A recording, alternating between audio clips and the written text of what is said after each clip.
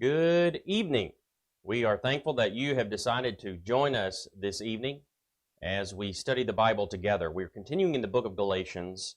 We are in Galatians chapter 3, and here in this chapter, the emphasis is placing our mindset upon things above and conforming our lives in every way to be more like God, to be more like Christ. And it shows us how to do so by removing certain things from our life and putting on certain types of attitudes and actions in our lives. Now, there's one particular lesson that I have that touches very closely and actually covers a lot of the material that we will look at tonight. And so I decided to present that lesson in correlation with the material that we are in the book of Colossians. And I was asked last year to teach a lesson regarding the Prom at East Hill Church of Christ in Pulaski, Tennessee, and I did so for their young people. And a lot of the material that we're going to be looking at tonight is that material, but a lot of the things that I discussed had to do with those items that we are told to put to death. We are told to mortify in our lives in Colossians chapter 3, beginning in verse 5. I felt like it would be good for us to go through this material. Now, there will be some things that are discussed here that will deal with some of the sensual and sexual that you might want to be aware of as we move forward, because they're just, when you start describing and defining the terms that are here, that's what you're going to get into. And so I will make that caveat at the very beginning in case you decide. I feel like all middle school, high school children certainly would be fine with the material, and I will try my best not to be too explicit, but in order to deal with the material appropriately, we have to be willing to deal with it, and we have to be willing to discuss certain matters. And so, of course, the main question is, should I attend a prom? For young people, of course, this would apply to older people that go out clubbing and go out dancing and go to the bars and partying and at every stage of life, there are people still trying to pull this off. I know even older people that are retired that are doing this kind of thing. So the activity that takes place at an event such as the prom is the same activity that would take place in a club where people go out clubbing, or where they go to the bar and go dancing, or if they're going to certain types of environments. That's exactly what's going to take place there. So the material that we're going to cover actually covers a very broad range of things. It deals with modesty. It deals with how we use our body and the influence that we have. And so one of the things I do want to answer as we move through this, though, is this something that a New Testament Christian should be involved in? That is a question we really do need to ask as we move forward. Now, some of you may be thinking, well, I went to my prom and it was fine. Well, that may be the case, and you may be older and things have changed. They're not the same as they were some years back, and things have progressed. I mean, we could all agree that it hasn't been that long ago that people didn't talk about divorce, for that matter, and times have changed. We didn't talk about, the homosexuals or that type of activity very much was shunned, and yet look where we are today. Things have changed, and sometimes we want to be like an ostrich and stick our head in the sand and pretend like things have not changed and say, well, I did it, it should be fine for them to do. That is not always true, and you need to really think about what we're going to talk about tonight. I hope to really challenge all of us as we think about what we do, where we go, and how we behave as we make application to the things that we look at. Now, the specific question here is, should I attend the prom? So questions have to be asked, especially regarding this particular event and others that are like it. If I go, will I be dressed modest? Another question, if I go, will my clothes cause someone to lust after me? Number 3, if I go, will I see someone dressed in a way that will cause me to lust? Number 4, if I go, will I see people acting in sensual, sexual ways? Number 5, if I go, will I handle or be handled in an impure, sensual way? Number 6, will I move my body in a way that will excite lust in others that are observing and watching? Will my body touch another that might excite lust or sensuality in me or the other individual that's involved, my dance partner? These are questions that should be asked. And number 8, if I go, will everyone else be dressed modest? Now, I know the answer to that question because it's a fact that every single prom that I've ever even known of, or anybody who's even posted, people go to them, they post out there, and I'm scrolling through my news feed, and there it is. I don't even intend to see it, and it's very blatantly clear. It is completely immodest dress wear. Matter of fact, you can drive downtown during prom season, and you can see the immodest clothing. It's just everywhere abounding. And I'm not sure why it is that people think the idea that if you add a ball, or if you add sand or a beach, or if you add the word prom, that it all of a sudden becomes okay to dress in a very inappropriate and modest way. It does not change the principles that we follow as New Testament Christians. And just because it's my wedding day does not give me a right to be immodest. We need to think about things and to try to be, as best we can, consistent all the way across the board. Christians are really good at condemning on one hand, but not being consistent and applying the same principles all the way across the board. We need to do better at trying to be more consistent in our beliefs. So here's the 3 areas we will look at. Dress, actions, and influence. Dress, is it modest or does it entice lust? Our actions, are we engaging in sensual, sexual activities? And then our influence, are we leading people to the spiritual or are we leading them to the fleshly and to the carnal? And so let's begin with dress, comparing modesty with that which incites or entices lust. Prom dresses regularly advertise a very sexual, sensual invitation just by the way that they are designed. You can drive down and look at a store that has them there in the glass, and you can see that. It's very clear. They're designed to show off the body in a sexually attractive way, enticing and exciting lust by others. 1 Peter chapter 3, 1 and 2 says, likewise, you wives be in subjection to or be submissive to your own husbands, that if any obey not the word, they may without the word be won by the conversation or behavior of the wives, while they behold what? Your chaste conversation coupled with fear. ESV says, when they see your respectful and pure conduct. New American Standard, observe your chaste and respectful behavior. And the Holman Christian Standard Version says, when they observe your pure, reverent lives. So the question is, when they observe the way that you're dressing and behaving, are they going to look at you and say, now that person definitely is pure? That is something that we need to consider. The next verse in verse 3 says, whose adorning, let it not be the outward adorning, the plaiting of hair, wearing of gold, or putting on of apparel, but let it be the hidden man of the heart, in that which is not corruptible, even the ornament of a meek and a quiet spirit, which is in the sight of God a great price. So when someone looks at you, are they going to look at you and say, now that person is definitely a Christian, very moral, very pure? Is that what they see when they look at the way that someone might dress going to an activity like this, or going clubbing, going dancing, going partying? Those are the things that we're asking, because it would go across the board. Some clothes I see people wearing does not profess God-likeness or godliness. What does it profess? Look at the list. And this is explicit, but it brings the point. It drives it home. They look like what we would consider a streetwalker, a working woman, seductress, flirtatious.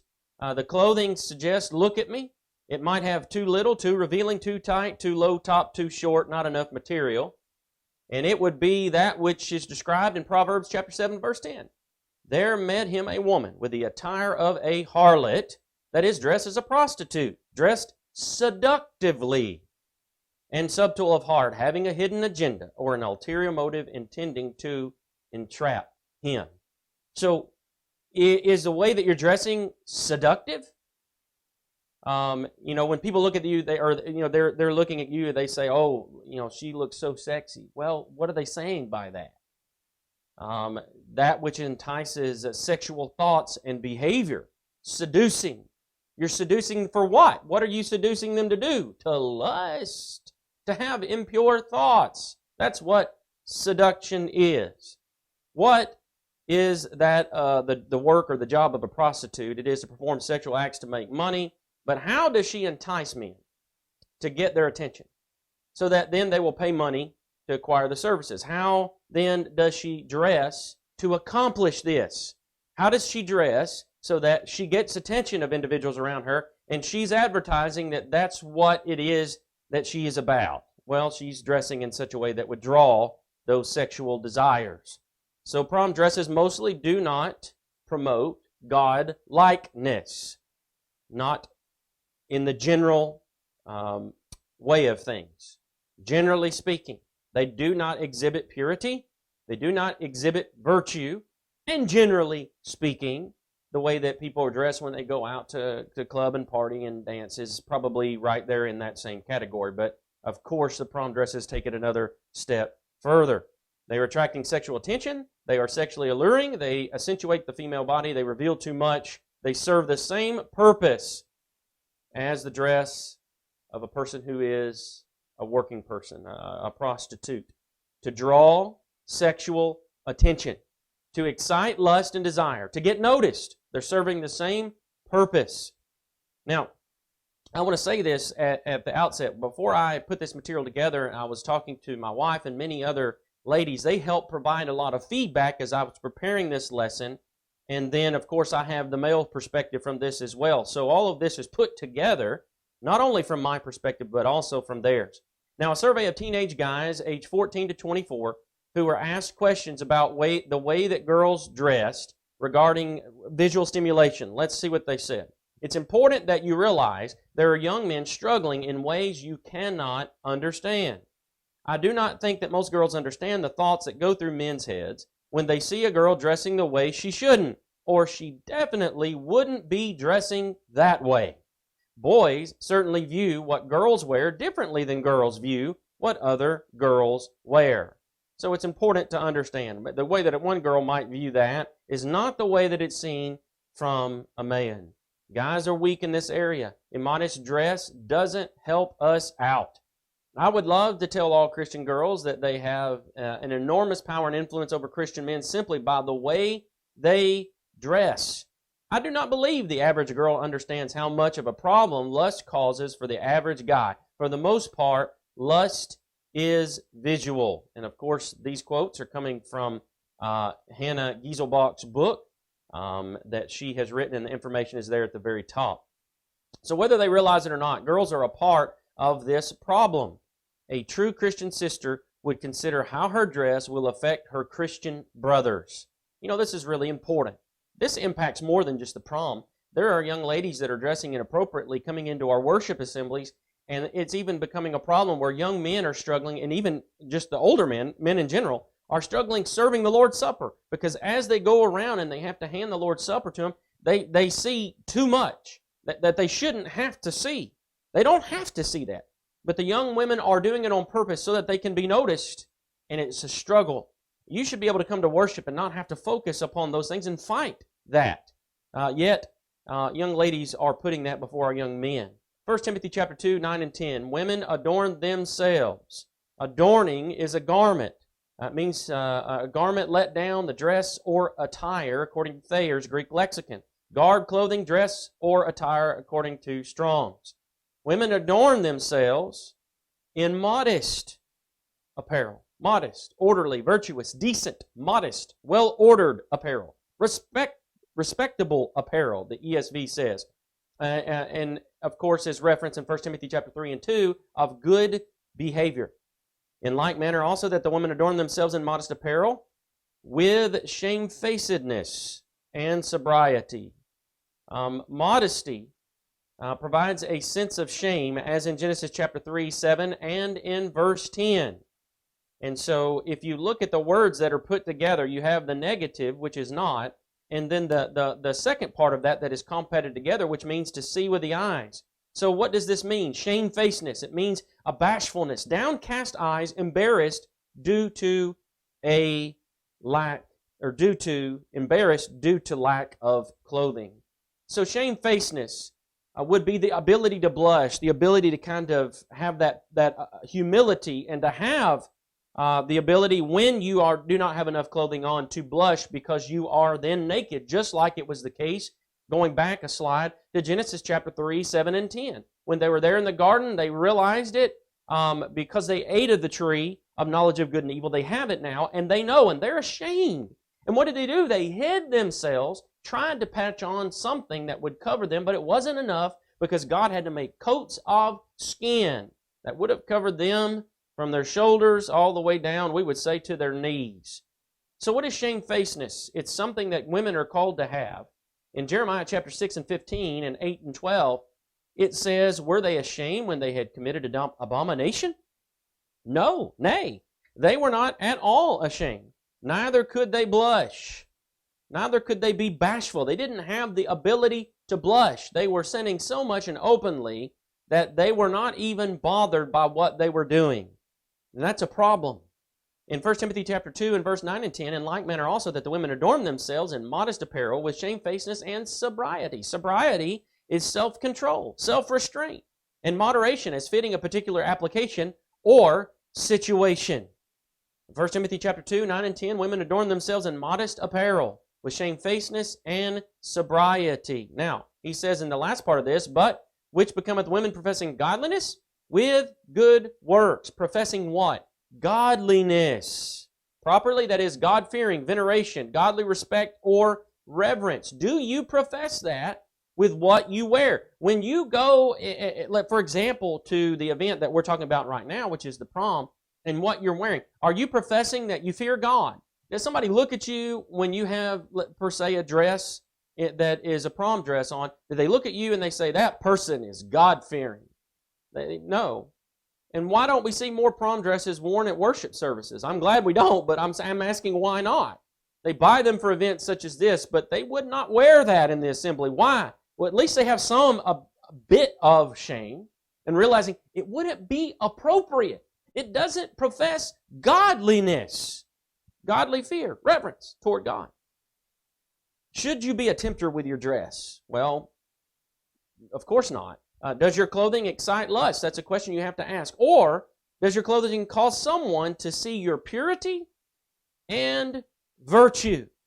In Romans chapter 14, 21, it is good neither to do anything whereby thy brother stumbleth, fall into sin, or is offended, or is made weak. We should not be a stumbling block in front of another Christian, or anyone else for that matter. Even to a stumbling block to those that are not Christians, causing them to sin further. So, Christian guys, they were asked what a girl's dress reveals about her character. And this is found again in the book that's listed, The Gifts, Girls and Fellowship and Teen Study. That's at the bottom, noted there. And they were asked what a girl's dress reveals about her character. One said it reveals how seriously she takes herself, her Christianity, and any relationship she might be in. What her priorities are. What kind of beauty she values.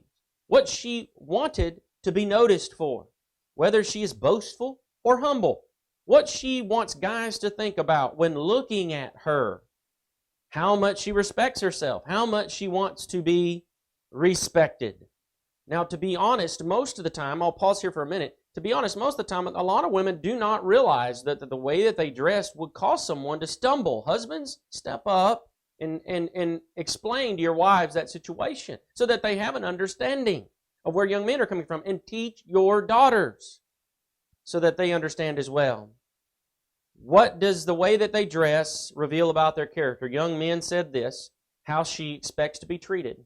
Whether or not she carefully considers and applies the practical implications of God's Word. Girls who show a lot of skin are usually trashy. This comes from young men that were interviewed. Girls who wear modest clothes will not appear to be Christians. I believe a girl who takes the time to find modest clothes and so dress in a way that is not a stumbling block professes true godliness. So we've looked at modesty. That's one area.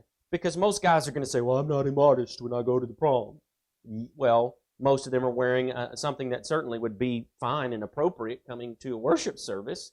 It's very dressy, in a tux or suit or whatever. But the ladies, on the other hand, generally are. And so that part of it certainly would have to do with the ladies. But what about our actions? That has to do with both men and women. And that across the board, not just in a prom, promenade or a prom where all those are getting together to dance and to have those type of activities. We're talking about where people go and what they're doing and engaging in sensual activities. And of course, this would also have to do with our relationships with each other. This would have to do with the category of dating. This would have to do with our marital relationships and how do we interact with our spouse, and then how we interact with our co-workers who are not our spouses. How do we interact with other people? What about those coffee bar conversations we're having with people that are not our spouses? All of this would impact how we interact with people and what's appropriate, what's not appropriate. So let's move on as our actions, talking about sensual activities. Now, you'll notice not every form of dancing is sensual, sinful, or wrong. Ecclesiastes 3:4. Sometimes it's a pure expression of joy. Others, it is an expression of worship and praise, and there are several examples of this in passages that are given. For example, when Alabama wins the national title and everybody runs out onto the field and they're jumping up and down and dancing and stuff, most of the time, I'm not going to say all the time, but most of the time it's just sheer excitement and joy. It's not sensual, though some could turn it into that. But in the most part, it's just a sheer jumping for joy and just showing excitement. And that's kind of like the idea where they're dancing around because they're absolutely so excited about what they've achieved. That's an example of that. However, dancing is also seen as wickedness or sin. It's also seen as not pure in the Bible. And we have Exodus 32 and Mark 6 where we can see those examples. And so the dancing at the prom is a sensual activity. It does excite lust. Now, sexy, if you were to define that word, and I think we need to, it is sexually appealing, attractive, or exciting by Merriam-Webster. Each new style of dancing involves slightly different bodily movements or body movements. They are all basically sexual in appeal. Now that comes from Sandra Humphrey, Don't Kiss Toads, in her book. And there's several quotes that we'll mention from her book. Dancing is sexy, she says. The slow style of dancing is stimulating physical closeness of the partner, swaying gently to romantic music. Again, from her book, the current dance styles are designed with sexy body movements. She also says, neither will any healthy boy deny that it is definitely sexually arousing to watch a girl swing her hips and breasts suggestively to music. That's what she says. And of course, young men would have to admit to that if they were honest. Because again, if we set this aside for a minute and we say, how did God design men? He designed them to be attracted to women. But He has the parameters for that. It's to be in a marriage relationship. The bed is undefiled in that marriage relationship.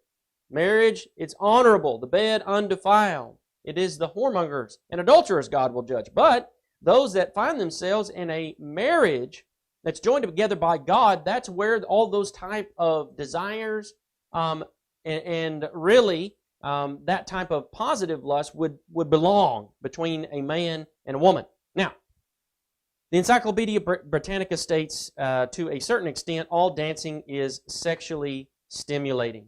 It is ridiculous to say that one can dance in a modern fashion and not be sexually stimulated. Our dance is not designed for the opposite sex. I want you to think about this for a moment. Why do they not have all-boy dances? If they did, who would show up? Well, probably someone that was homosexual. Somebody, but generally, if you held that and you didn't have any one of the population that fell into that category and you had an all-boy dance, they're not going to show up. You'll have to excuse me. All of a sudden, I got blurry. There we go. I've got to stop moving my hands. So, they're not going to show up if it's an all-boy dance. What about an all-girl dance? Well, girls get together and dance around, but a lot of times it's for exercise. It's aerobics or what. And, again, for the same principle would apply if they were just going to have that. It was going to have an all-girl prom. I mean, girls would probably come closer to getting together just to goof off than guys would. Guys are not going to get together and just dance, just guys. I'm sorry. No, that's not why they go to an event like that. Let's be honest. So that when you start really questioning exactly how this all works, it begins to make a little bit more sense as to why this is the case and the purpose for it. So dancing is sexually stimulating, but does that make it wrong? That's a question. It's a good question. Dancing is sexually stimulating, but is that automatically makes dancing then wrong that we're talking about and describing?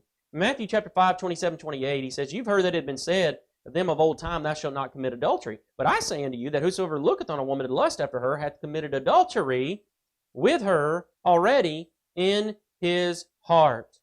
Then there's the look and the lust. In Job 31:1, he says, "I've made a covenant with my eyes. Why then should I look upon a young woman?"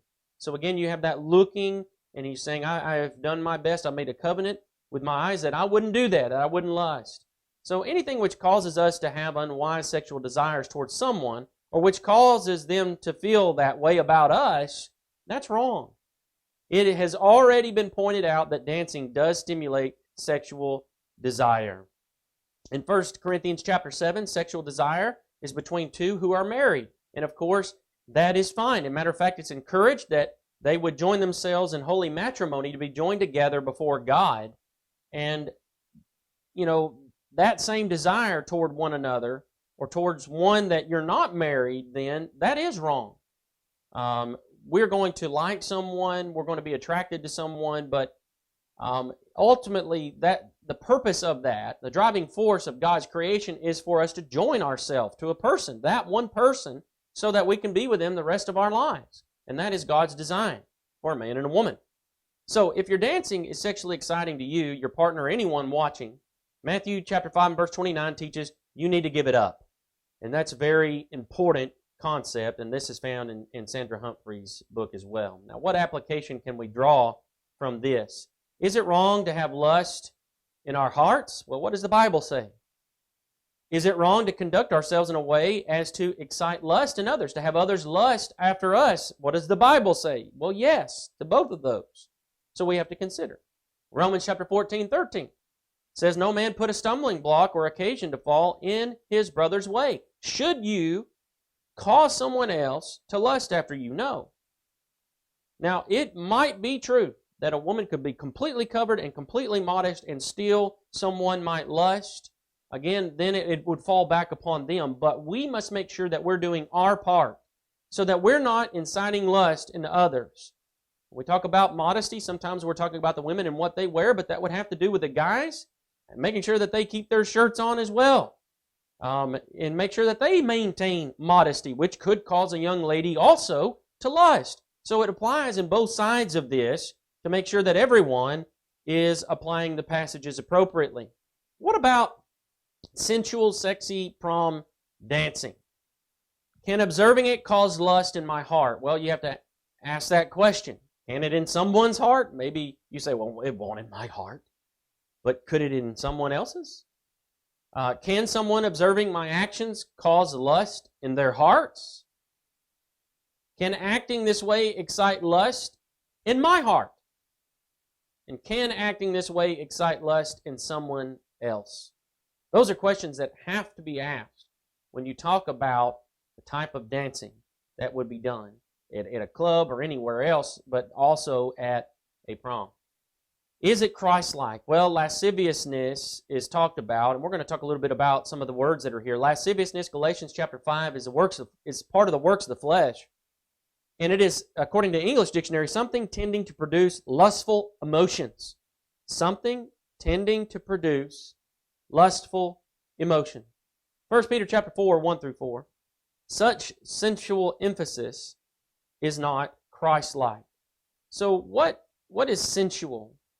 It means relating to or providing pleasure through gratification of the senses. It tends to imply the gratification of the senses or the indulgence of the physical appetites as ends in themselves. Any gratification of bodily desire or pleasure, but commonly implies sexual appetite with absence of the spiritual or intellectual.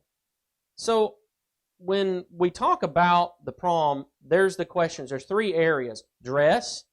How am I dressing? Am I causing lust? Whether it be in the prom or going out in some other place, anywhere for that matter. Number two, what about my actions? Am I actually acting in a sensual way that will cause someone to lust? And what about my influence? Am I really causing people to draw closer to Christ or not? Now, there are 4 passages that I want us to dig into. 4 passages that I want us to dig into. And you'll notice one of those is in Colossians, and that's why we're here. Colossians chapter 3 and verse 5, he says, mortify, put it to death. What are you mortifying? The members of your body which are upon the earth. That is, you have a contrast that takes place between the spiritual and the physical, the carnal, the earthly, and the spiritual, the heavenly. So the contrast is there. He says, you need to put this to death. Now he lists what? Fornication, uncleanness, inordinate affection, evil, concupiscence, and covetousness, which is idolatry. I want to go through these each one by one. Fornication. Now the definitions, I'm going to put various paraphrases and translations, but I'm putting it there for our benefit to see how it's brought into English. So fornication, sex sins, illicit sexual behavior, whoredom. Fornication is broader than adultery. Fornication would include all sexual sins like homosexuality and nasty, very grotesque bestiality would fall into that category. But other things like that, fornication is broad. It would include adultery as well in here. So when we talk about fornication, that would include sex before marriage, what we call premarital sex, and it would include all of those activities as well. So the second one that's mentioned here is uncleanness, and that is impurity, impure acts, perversion. It's translated by the Phillips as dirty-mindedness, impurity, physical or moral. And so when we talk about uncleanness, it is that very perverse mindset, very impure, and dealing with passion, and actually inordinate affection, evil inordinate affection, and concupiscence, which we'll talk about in a moment, have to do with the passion. Now, sometimes passion can be great, it can be good, but in this case, it's not. It's an out-of-control passion, or desire, or lust, a desire for sex, sins, lechery, which is defined as an inordinate, excessive indulgence in sexual activity. It's unbridled sensuality. That is, like a horse without a bridle. There's no control. It's just going wherever, and it has that sensuality that it has no control over it, uncontrolled passion. And if we were to look this word up, it comes from the word that means strong feelings, but it is strong feelings or emotions, which are not guided by God, like a consuming lust. It's used 3 times in the Bible. It's translated in Colossians 3:5 as an inordinate affection or passion. 1 Thessalonians chapter 4 and verse 5 is passion or lust, and Romans 1:26 as affections or passions. Now, this word in 1 Thessalonians chapter 4 and verse 5, you can see here how it is used. He says, for you know what commandments we gave you by the Lord Jesus. For this is the will of God, even your sanctification, that you should abstain from fornication, that every one of you should know how to possess his vessel in sanctification and honor, not in the lust of concupiscence, even as the Gentiles which know not God. The word lust there is the same that's used here for the word that we're discussing. And then also in Romans chapter 1 and verse 26, he says, for this cause God gave them up unto vile affections, for even their women did change the natural use into that which is against nature. There is that affection, that vile affection or passion or unbridled sensuality and lust, uncontrolled lust. Number 4 is evil concupiscence. Now, we don't normally use concupiscence, but what does it mean? It's an evil desire. By definition, you'll notice it's combined with 2 different words. One means focused, and the other is a passionate desire. So you have a tremendous focused, passionate desire. Now, this is a passion built upon strong feelings or urges. These can be positive. They can also be negative, depending on whether the desire is inspired by faith or not. And of course, in this context, it's not. Specifically, it's desire for what is forbidden. And you can see the way that it's used in the Latin Vulgate, and where we get the word in Latin for concupiscence. So it is a desire, a lust, a strong passion, focused passion for what is forbidden. It's desire, craving, longing, passion, desire, and lust according to Strong's. Now, this word is used in 5 places, and it's used in Romans chapter 7, 7 and 8. He says, what shall we say then? Is the law sin? God forbid. Nay, I had not known sin but by the law, for I had not known lust. There's the word. Except the law had said, thou shalt not covet.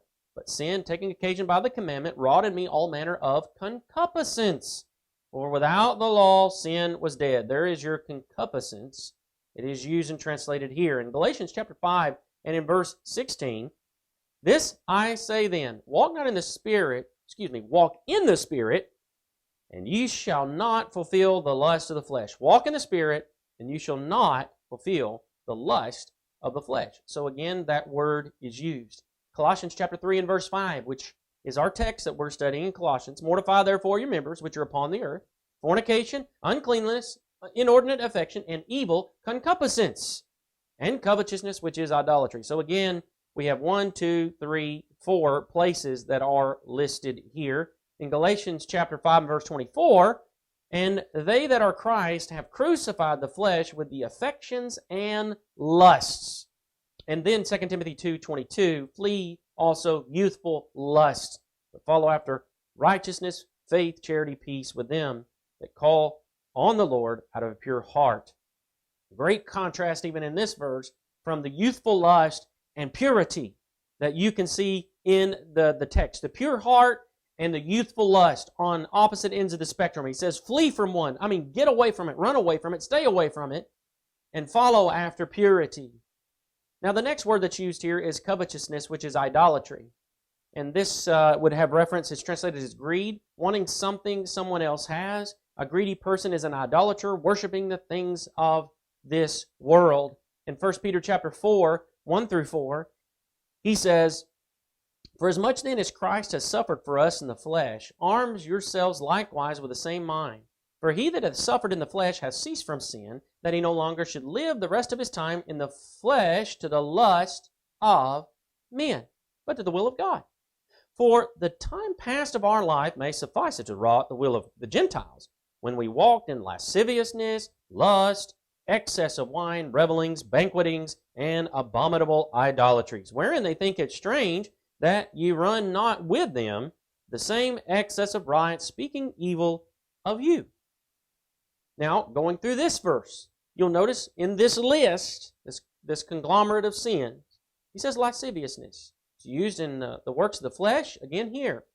Now, what would fall into lasciviousness, and often when I deal with this, I want to bring it out here. When we talk about lasciviousness, we're talking about unchaste handling of male and or female. And it's important for us to understand that, and then the application. Let's see how it's translated here. Shameless sensuality, sensualities, living in sensuality, lewdness, and lecheries. Let's define it. As you can see here, it is violent spite which rejects restraint and indulges in lawless insolence, wanton caprice. And by definition, it's licentiousness, wantonness.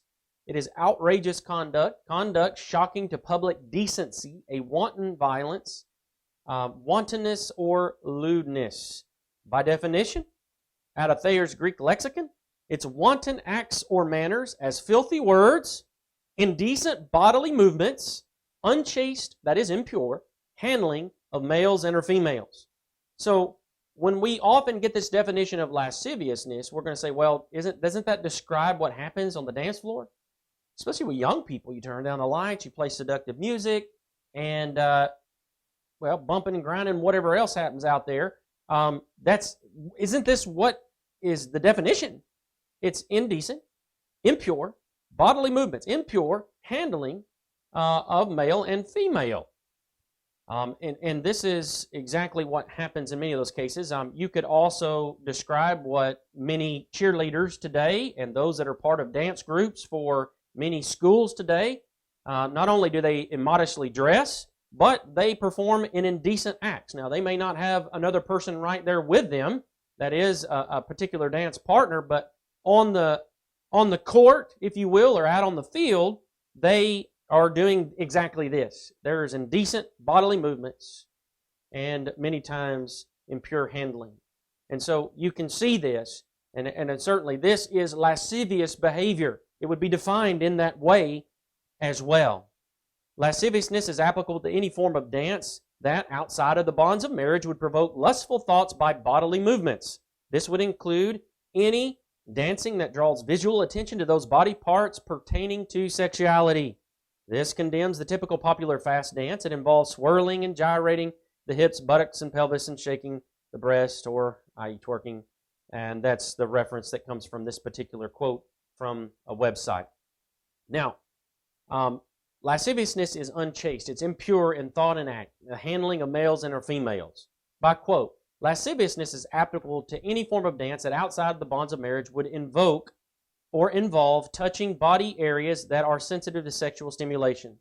This would include any dancing that brings couples too close or touching in full frontal contact. This condemns the typical popular slow dance that involves a full body embrace for a long time with swaying, rubbing the bodies together, i.e. dancing with the stars could also fall into that type of category, and even viewing something like that would fall in the category as well. Now, anything which excites the lust of the flesh, whether by words, bodily movements, or unchaste touching, is therefore considered sinful. And here is a list of where these verses are used. 10 times lasciviousness is condemned. In Mark chapter 7:22, it's listed here. He says, "And that which cometh out of the man defileth the man. For from within, out of the heart of men, proceed the evil thoughts, adulteries, fornications, murders, thefts, covetousness, wickedness, deceit, lasciviousness, an evil eye, blasphemy, pride, foolishness. All these evil things come from within, and defile a man." They make us sin. We're sinners.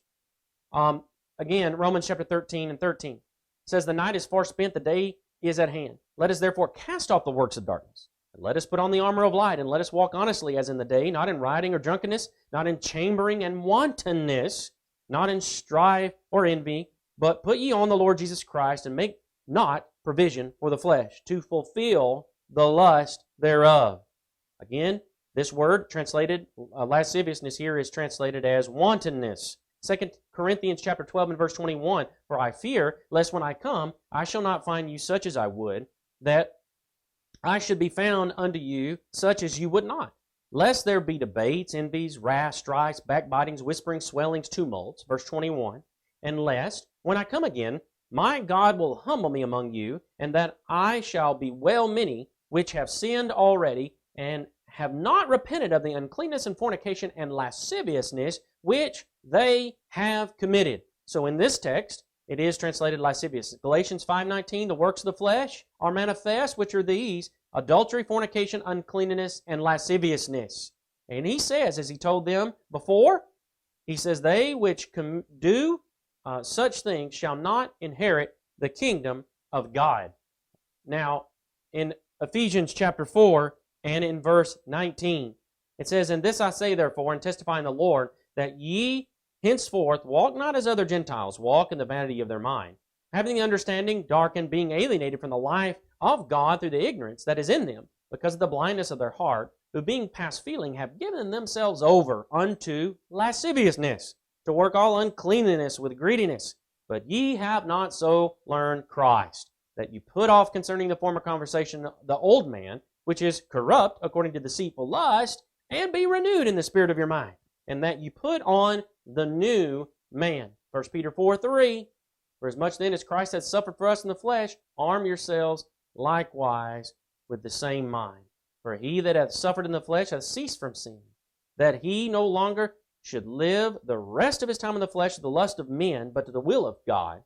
For in times past of our life many may have sufficed to wrought the will of the Gentiles." In our past, that is, he says, we would have lived this way, but no longer. And then he lists how they were living.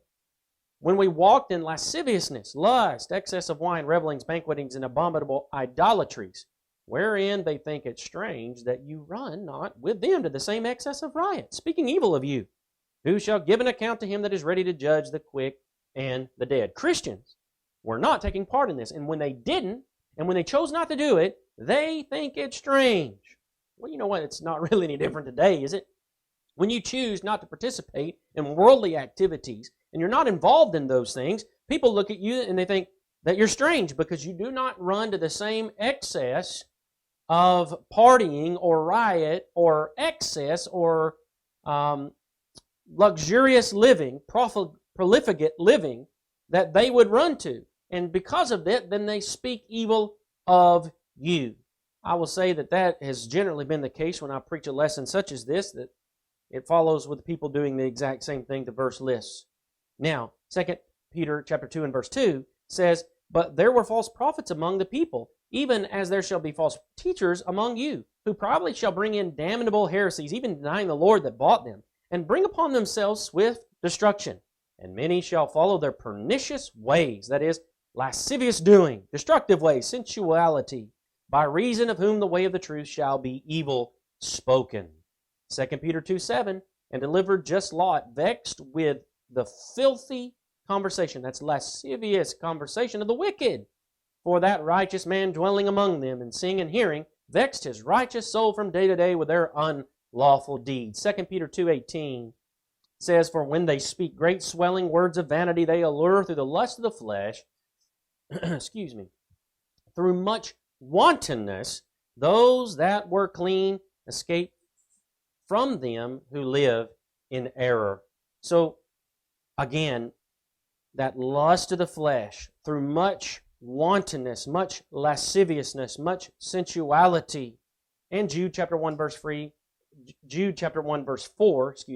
he says, "Beloved, when I gave all diligence to write unto you of the common salvation, it was needful for me to write unto you and to exhort you that you should earnestly contend for the faith that was once and for all delivered unto the saints. For there are certain men crept in unawares, who were before of old ordained to this condemnation, ungodly men, turning the grace of our God into lasciviousness, and denying the only Lord God and our Lord Jesus Christ." So if we were going to have synonyms, if we looked up a synonym for lasciviousness, you get coarse, crude, dirty, filthy, foul, impure, indecent, and lewd, nasty, pornographic, raunchy, smutty, trashy, vulgar, wanton, and X-rated. Thayer's Greek lexicon puts the word venery along with the definition of lasciviousness. Venery is described as sexual indulgence, the pursuit of or indulgence in sexual pleasure. We derive the word venereal from that word. Matter of fact, it says, by definition, of or relating to sexual pleasure indulgence, we get venereal diseases from this word contracted through that sexual contact. And so when you talk about lasciviousness, you understand that all the things we would call this, some people would call it foreplay, some people would call it a couple of bases before going to home base, whatever you want to call it, parking, petting. There's been all kinds of weird descriptions of it through the years. But basically everything that would lead up to that sexual intercourse would fit into lasciviousness. And so fornication is going to take care of the premarital sex, but those things that lead up to it are also condemned here in the word lasciviousness. Somebody say, "But I go, but I don't dance." Though we may not actively participate in lascivious dancing, we may still sin by watching others do so, and this is lust. 1 Peter chapter 4, 1 through 4 talks about lust, evil desires, passion, defined as desire, passionate longing, lust, eagerness for inordinate desire. Lust is a desire, craving, longing, desire for what is forbidden, defined as lust. It is a passive sin, just a look and an unlawful, unwholesome desire. Lust, if unchecked, will find a way to act out, fulfilling this unlawful desire. Now, fornication in the corners of the gym floor, and this is a quote from a book by Hannah Colley Gieselbach. "When you fill a gym with preteens and teens, turn the lights down low and encourage them to rub their bodies against each other to the slow rhythm of seductive music, what do you expect? You're taking a bunch of hormonal teenagers and placing them into an environment and saying, here, go ahead and do it. I'm sure that initially teachers and staff at schools said, these kids are going out and doing this kind of thing and they're getting into big trouble. Maybe we can provide a controlled environment and we can just let them do it in front of us, And that way we kind of can monitor things and kind of get them to simmer down if it gets out of control. But we're here and we've got chaperones. In most cases, the chaperones are not going to stop the activity that takes place in many, many cases. And of course, there are a lot of things that even we would say the prom is the crock pot, so that once the meal is heated up, everybody leaves, and then it gets really out of control. very quickly. And so there's a lot of problems that are happening here in this environment. We need to stay away from it. 1 Peter chapter 4, 1 through 4, it talks about excess of wine, wine bibbings, drunkenness, and we know along with clubbing and dancing and even sometimes the prom, there is also often alcohol. An overflow, that is the excess of wine, is the overflow or surplus of wine. And drunkenness, as defined, it means to bubble up or overflow. Then there is revelings.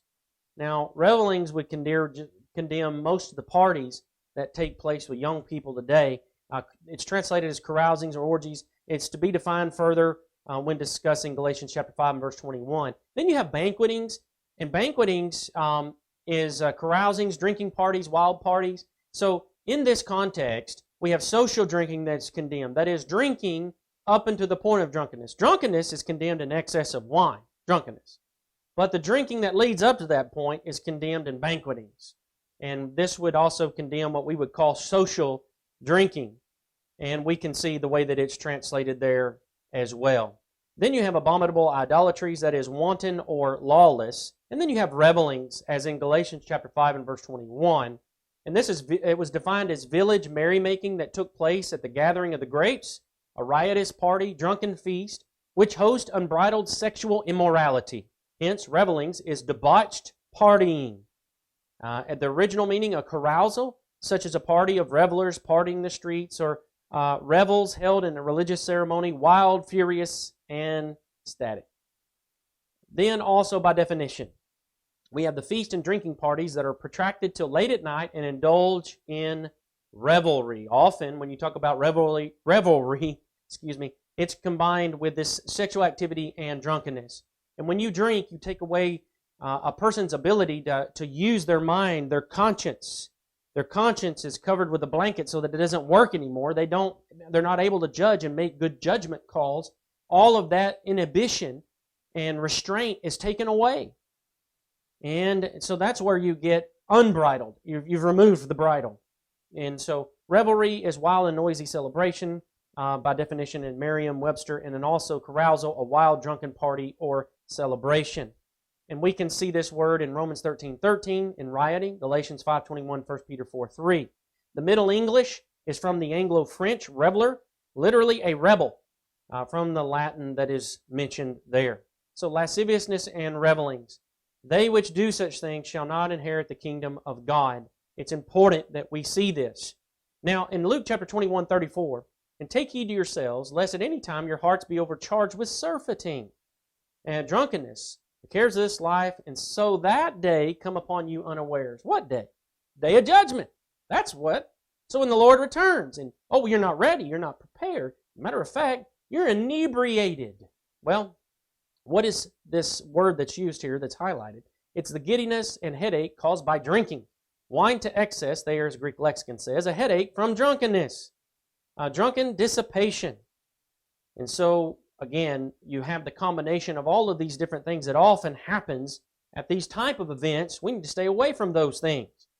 Let us walk honestly as in the day, not in rioting, drunkenness, chambering, and wantonness, strife, and envying, that is mentioned in Romans chapter 13 and verse 13. The rioting there is revelings, and the drunkenness is intoxication, any intoxicating drink. And then the chambering that's mentioned here is cohabitation. Sometimes people say, well, is that even condemned in the Bible? It is, and in that sense, what we're talking about. It is repeated immoral sexual intercourse, and defined as a place for lying down 4 times. Luke 11:7 defines it as bed. Romans 9:10 translated it as has conceived. Hebrews 13:4, the bed. So wantonness is sexuality or lasciviousness, a sexually unrestrained woman. Verb is to behave in a sexually unrestrained way. The Middle English that's used here means rebellious, lacking discipline. From one, badly, and the Old English that's used here is trained. That is, they're trained badly. Wild, impulsive, reckless, thoughtless, unrestrained insolence, rude, and disrespectful behavior. And sin, here in 1 Peter 2:11, it says, abstain from fleshly lust, which war against the soul. What's the Bible teach, brethren? Abstain. Stay away. 2 Timothy 2:22, flee from youthful lust. Flee youthful passions. Run away from anything that stimulates youthful lust. Psalm 51:10, create in me a clean heart, O God, and renew a steadfast spirit within me. So, some people would say, well, they have an objection. Your conclusions about the prom and prom dancing, they're not true. You're just an old fuddy-duddy. You're out of touch. Well, what I want to challenge you is to listen to music today. Listen to the artist, and they will explain to you exactly what is involved in dancing. When they sing their lyrics, they will tell you what's taking place. For example, and this is a little bit dated, these songs from about a year ago.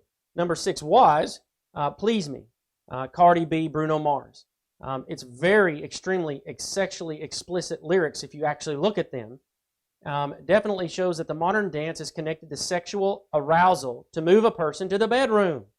Uses urban words or Spanish words to hide some of the meaning that actually is being used here. Number 13, here is used by Blueface, and it has extremely sexually explicit lyrics, aside from a lot of cuss words that are used in it. And number 15, Dancing with a Stranger. I need to get you off my mind. I know exactly what I have to do. I don't want to be alone tonight. Look what you made me do. I'm with somebody new. Oh, baby, baby, I'm dancing with a stranger. Why? Because I don't want to be alone tonight in my bedroom. Again, now these are new songs for the young people would understand. Foreigner had a song, Hot Blooded. You can look at the words of that one if you're older, and there are other songs that would go along. Number 16, Better, is sexual throughout. Dance with me explicitly, having non-committal sex or fornication. Nothing feels better than this. Again, and then breaking up with your girlfriend. I'm Bored by Ariana Grande. Of course, it has curse words. It's sexual in nature, speaks of fornication, casual sex, breaking up with your girlfriend. Yeah, because I'm bored. Again, the songs that are used today, and even would be played in an event such as this, even today, would tell us what's the motive behind the type of dance that we're talking about, and what are they trying to achieve here. They're wanting to go even further. They want to take you from whatever base you're on to first, to second, to third, and they want to get you home. And that illustration hits home, doesn't it? It does. Okay, influence. Are we leading to the spiritual or leading away to that which is fleshly? 1 Thessalonians 5:21-22, prove all things, hold fast that which is good, abstain from all appearance of evil, abstain from every form of evil, stay away from every kind of evil, keep away from evil. 1 Peter 2:11 and following, dearly beloved, I beseech you as strangers and pilgrims. What does he say? Abstain from fleshly lusts. What do? They war against our soul. Our soul, the most valuable thing we have, and Satan is at war against our soul. What is he using? Fleshly lust. And then he says, having your conversation honest among the Gentiles, keep your conduct among the Gentiles honorable, that whereas they speak against you as evildoers, they may, by your good works, which they shall behold, glorify God in the day of visitation. Matthew chapter 5:13-16 teaches us that we are to let our light shine before men in a positive way.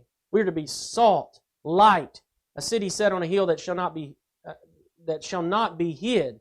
That's who we are to be, as a positive influence. Let's look at the factors when we deal with this particular question. What about our dress?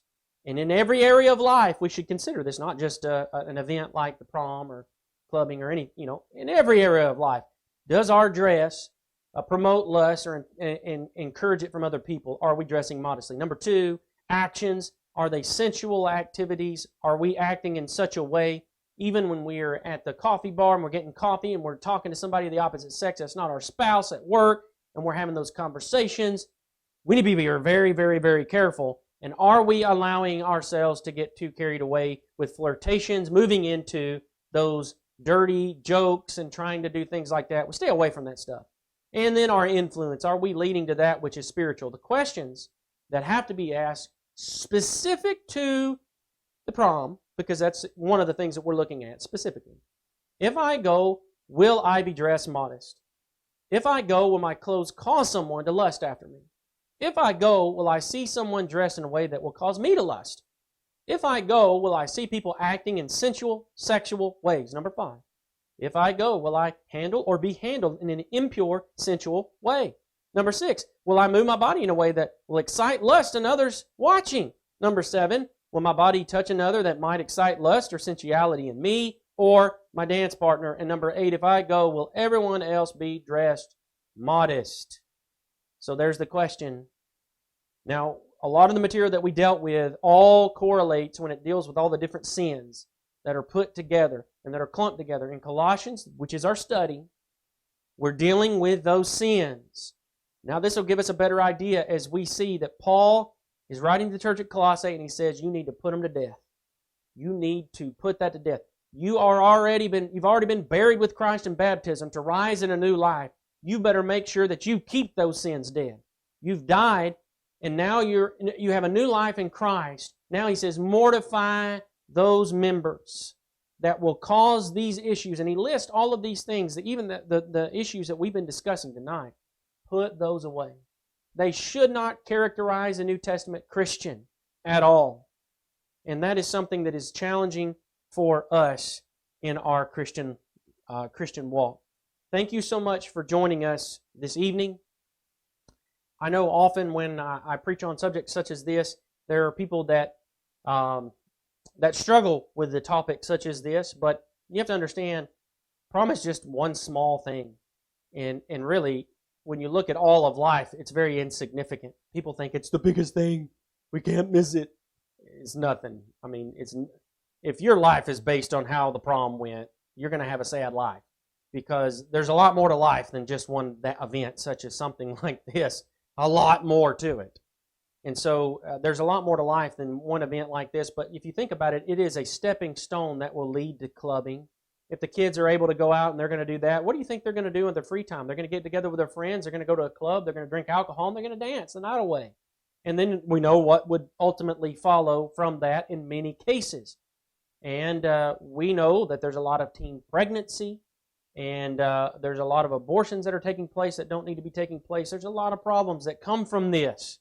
So what we're saying as Christians, we need to be consistent across the board with our application of modesty, with our application of all these things.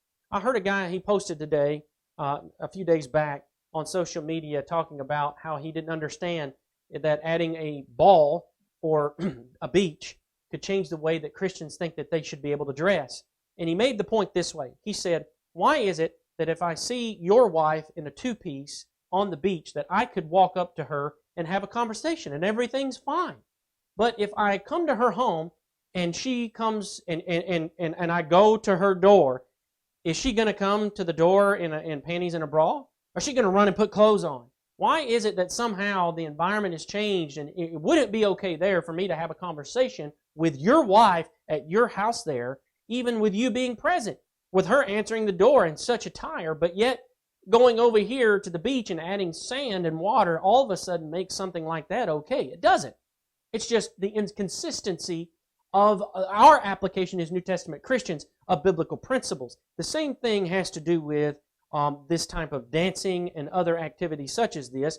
Certainly, I don't think we would encourage our college-age class to get together and go to the local bar and club, or go club hopping down on Bill Street in Memphis. I don't think that we would do that. I don't think any eldership would say, that's okay. We should encourage that.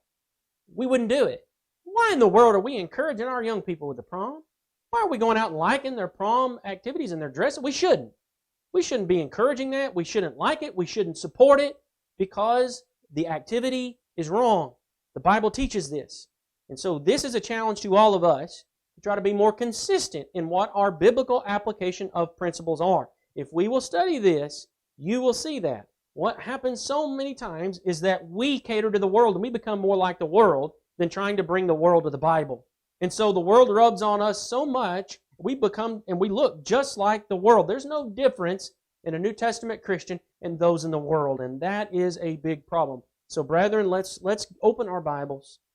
Let's dig into this. Let's study this. Let's pray about this, and let's get into let's get into the Word of God, the Bible, and then let's change our behavior and our actions so that we can be more like God, so that we can be more like Christ, so that we can bring glory and honor to Him in the way that we live our life.